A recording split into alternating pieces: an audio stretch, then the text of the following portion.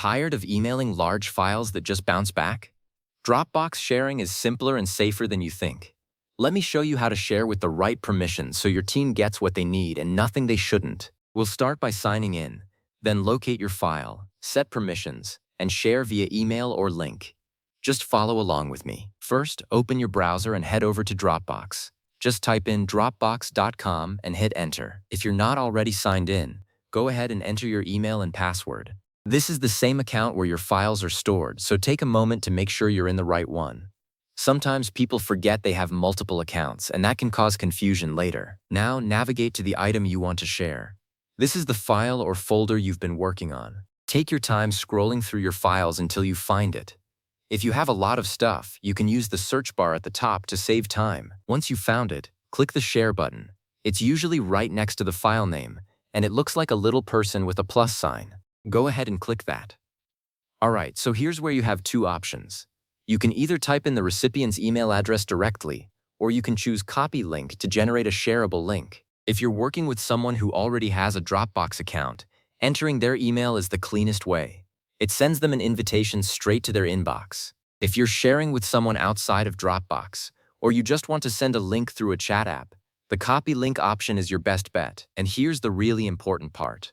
Before you send anything, set the permissions. This is where you decide what the recipient can actually do with your file. You'll usually see two options: can view or can edit.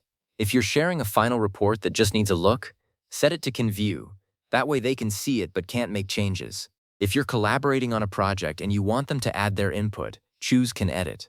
Some folders also have a can comment option, which is a nice middle ground. Take a second to think about what makes sense here. Giving edit access when they only need to view can lead to accidental changes, and that's a headache nobody wants. Now finalize it. If you entered an email, click the blue Share button. If you chose the Copy Link option, click Copy Link. Either way, you're almost done.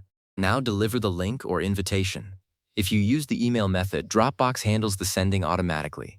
If you copied a link, paste it into an email, a chat message, or wherever your team communicates. Just make sure you paste it correctly. A missing letter or a space at the end can break the whole thing. And before you hit send or walk away, double-check that everything is right. Open the Shared Settings panel and confirm the permissions. Look at who has access and what level they have. This is your last chance to catch a mistake. It takes literally 10 seconds, and it saves you from that awkward moment when someone accidentally deletes your work. So now you know how to share files and folders on Dropbox with the right permissions every time. No more bounced emails, no more accidental edits, just smooth, secure sharing. This tutorial was built from a step-by-step guide on Double, so you know these steps are tested and solid. If this helped, give it a thumbs up and subscribe for more practical tech tips. Happy sharing!